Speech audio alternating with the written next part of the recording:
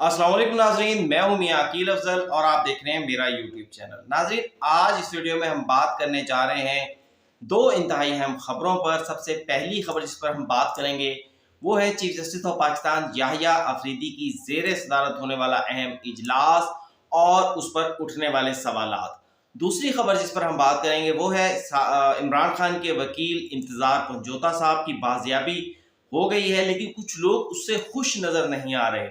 तो ये कौन लोग हैं जो उससे खुश नज़र नहीं आ रहे, थोड़ी सी तफसीलात पर बात करेंगे और उस हवाले से कि इंतज़ार पंजोता साहब के अगवा के हवाले से या उनके गायब होने के हवाले से क्या तफसीलात सामने आई हैं वो आपके साथ शेयर करूंगा। लेकिन इससे पहले कि मैं अपने इस व्लॉग का बाकायदा आगाज़ करूं, मेरी आपसे दरख्वास्त है फौरी तौर पर यूट्यूब पर जाएं, चैनल को सब्सक्राइब कर दें और बेल आइकन का बटन प्रेस कर दें ताकि मेरी जानिब से बनाई जाने वाली तमाम वीडियोस आप तक पहुंच सकें।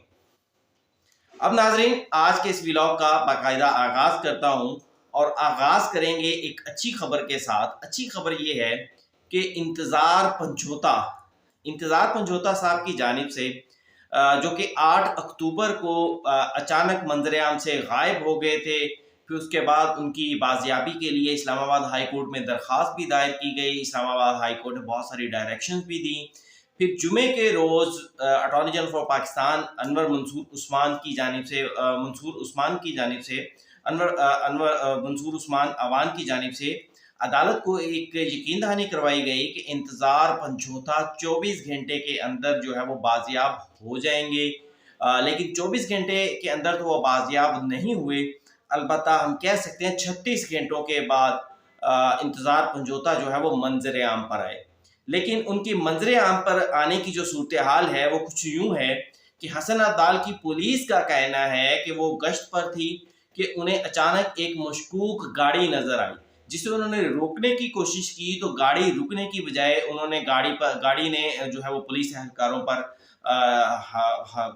उन पर हमला कर दिया, उन पर फायरिंग कर दी, जिसके नतीजे में पुलिस ने भी फायरिंग की और अल्टीमेटली क्योंकि रात का वक्त था तो जो गाड़ी में सवार मुलजमान थे वो फरार हो गए। जब पुलिस एहलकार उस गाड़ी के करीब पहुंचे तो उन्होंने देखा कि एक शख्स जिसके हाथ पांव बंधे हुए थे, लाइट ग्रे से कलर के कपड़े पहने हुए थे और उस रंग गंदुमी बताया जा रहा था।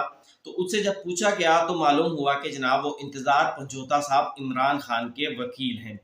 पुलिस फौरी तौर पर उनको जो है वो अपने थाने में थाना सदर हसन अब्दाल में शिफ्ट करती है। उन्हें पानी शानी पिलाया जाता है। बाज़ार उनकी हालत बड़ी जो है वो कोई अच्छी हालत में नहीं नज़र आ रहे होते उस वीडियो के मुताबिक। और फिर उस वीडियो के बाद उनसे कुछ चीज़ें पूछी भी जाती हैं तो इंतज़ार पंजोता साहब का यही कहना है कि मुझे अगवा किया गया था 2 करोड़ रुपए के लिए और अगवाकार मुझे गालिबन KPK के किसी इलाके में मुंतकिल कर रहे थे। अब नाज़रीन, उसके बाद इस्लामाबाद की पुलिस से रब्ता किया जाता है। उनकी तस्वीर वीडियोस जो हैं वो मीडिया पर वायरल हो जाती हैं और इंतज़ार पंजोता साहब इस्लामाबाद के थाना कोहसार पुलिस के हवाले कर दिए जाते हैं और अब बहरहाल वो अल्लाह का शुक्र है कि वो अपने घर पहुंच चुके हैं।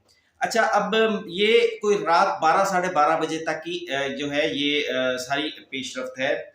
लेकिन मैंने सुबह उठ के जब सोशल मीडिया देखना शुरू किया, नेशनल मीडिया देखना शुरू किया इंतज़ार पंजोता साहब की बाजियाबी के हवाले से। अब नेशनल मीडिया पर तो इंतज़ार पंजोता की बाजियाबी पर खुशी या गम का उस तरह से असर नहीं होगा, क्योंकि ज़ाहिर बात है नेशनल मीडिया का काम सिर्फ़ और सिर्फ खबरें देना है। किसी खबर पर खुशी या किसी खबर पर गम वो उस तरह से शेयर नहीं करते।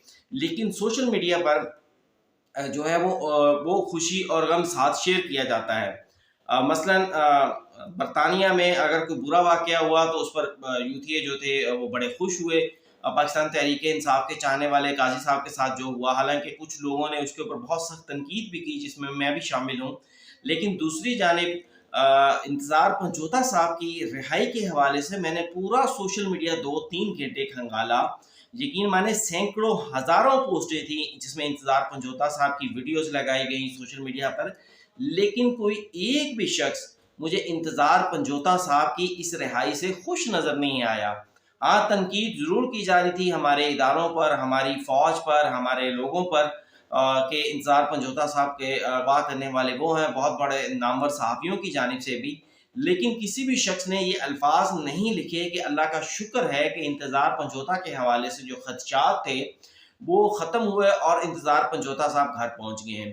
اب پاکستان تحریک انصاف کے لوگوں نے بھی اس پر کوئی خاص شکریہ ادا کرتے ہوئے، مجھے شکریہ ادا کرنے والے کوئی نظر ہی نہیں آئے۔ اللہ کا شکر، یہ نہیں میں کہہ رہا کہ آپ ایجنسیوں کا شکر ادا کریں، آپ فوج کا شکر ادا کریں یا ملک کا ریاست کا شکر ادا کریں، چلیں ان سے تو آپ کی بنتی نہیں ہے، لیکن اللہ کا شکر تو ادا کریں یار کہ ایک شخص جس کے حوالے سے بہت سارے خدشات تھے وہ بخیریت اپنے گھر پہنچا۔ اب کوئی 2-4 روز 5 روز ان کو جو ہے وہ سکون ملنا چاہیے۔ اب سب نے ظاہری بات ہے بمبارڈمنٹ شروع کر دی، کیونکہ ان کے نزدیک اس سارے واقعے کا ذمہ دار جو ہے وہ ہمارے ادارے ہی ہیں، لیکن دوسری جانب پولیس نے بھی اپنے سی ٹی ڈی اہلکار آصف اقبال کی مدعیت میں انتظار پنجوتا صاحب کے حوالے سے ایک مقدمہ درج کر لیا ہے۔ اب دیکھنا یہ ہے کہ آیا انتظار پنجوتا صاحب اس لڑائی میں شامل ہوتے ہیں یا نہیں ہوتے، وہ الزام کس پر لگاتے ہیں۔ ویسے ان کا جو ابتدائی بیان آیا ہے، میں نے کوئی سوشل میڈیا پر پڑھا ہے، براہ راست مجھ تک نہیں پہنچا، اس میں یہی کہا گیا کہ پاکستان تحریک انصاف کے لوگ کسی پر بھی الزام مت لگائیں، مجھے اغوا کاروں نے 2 کروڑ روپیوں کے لیے اغوا کیا تھا۔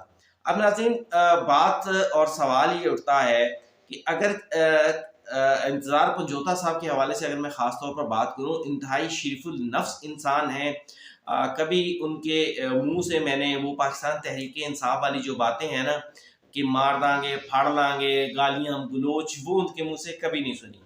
اس لیے انتظار پنجوتا صاحب کے ساتھ یہ جو کچھ بھی ہوا ہے اس پر مجھے ذاتی طور پر افسوس ہے، ایسا واقعہ نہیں ہونا چاہیے تھا، چاہے جس نے بھی کیا، اس کے قطع نظر۔ تو ان کے ساتھ اس سارے واقعے کی، کیونکہ شریف النفس انسان تھے، میں مذمت کرتا ہوں، اور ایسا نہیں ہونا چاہیے تھا۔ اب آتے ہیں ناظرین دوسری خبر پر۔ دوسری خبر یہ ہے کہ سپریم کورٹ آف پاکستان کی جانب سے کل ایک اعلامیہ جاری ہوتا ہے، اور اس اعلامیے سے جو ہے وہ ایک آگ لگ جاتی ہے۔ آگ کیوں لگتی ہے؟ چیف جسٹس یحییٰ آفریدی مائی لارڈ جو ہے وہ کل ایک اجلاس کی صدارت کرتے ہیں لاہور جا کر، اور اسپیشلی لاہور میں جو کہ جیلز ریفارم سے متعلق ہوتا ہے۔ اس اجلاس میں chief justice Lahore high court Aalia Neelum, I G prisons, I G Punjab, اس کے علاوہ جو انتظامی ججز تھے، ایڈمنسٹریٹو ججز، وہ اس میں شامل ہوئے، پھر اس میں سیکرٹری انٹیریئر شامل ہوئے، پھر اس میں جو مختلف اس سے متعلقہ لوگ تھے وہ شامل ہوئے، ہیومن رائٹس ایکٹیوسٹ ہیں سائمہ خواجہ صاحبہ، وہ اس میں شامل ہوتی ہیں۔ پھر اس کے ساتھ ساتھ 2 نام ایسے ہیں جن کی وجہ سے یہ جو پریس ریلیز جاری کی گئی یا یہ جو اجلاس تھا اس کے اوپر بہت شور و غوغا مچنا شروع ہو گیا۔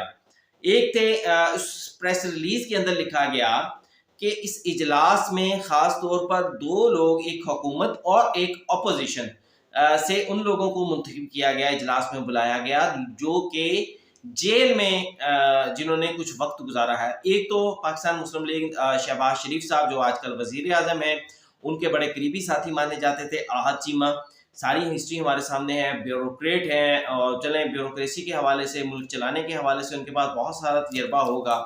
پھر دوسرا اس میں بلایا گیا ختیجہ شاہ۔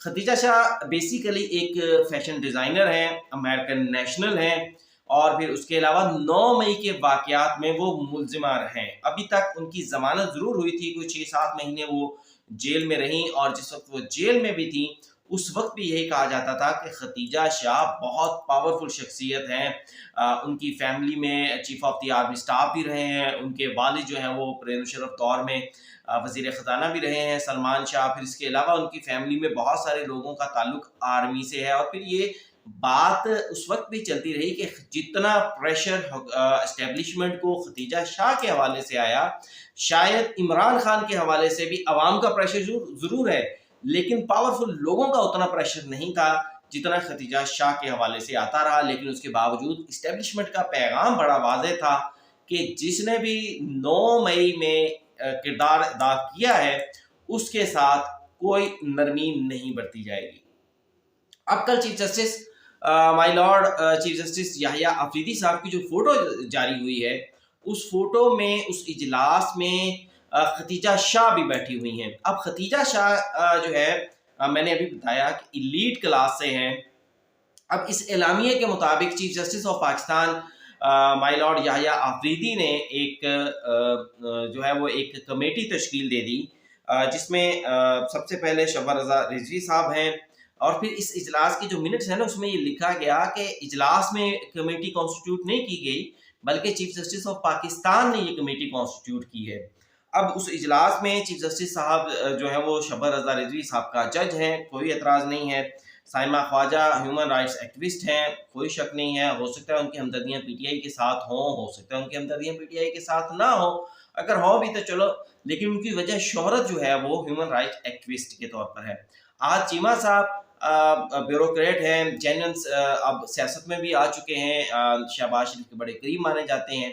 لیکن ختیجہ شاہ، ان کی شمولیت پر بہت سارے سوالات اٹھنا شروع ہو گئے ہیں، کیونکہ ختیجہ شاہ کے حوالے سے نہ وہ پاکستان تحریک انصاف کی سینیٹر ہیں، نہ رکن اسمبلی ہیں، نہ ٹکٹ ہولڈر ہیں، نہ ختیجہ شاہ جو ہے وہ پاکستان تحریک انصاف کی ایگزیکٹو کمیٹی میں ہے، نہ وہ جماعت جے یو آئی کی ایگزیکٹو کمیٹی میں ہے، کیونکہ آج کل تو جے یو آئی بھی اپوزیشن میں ہے، نہ وہ دوسری کسی ایسی سیاسی جماعت میں شامل ہیں.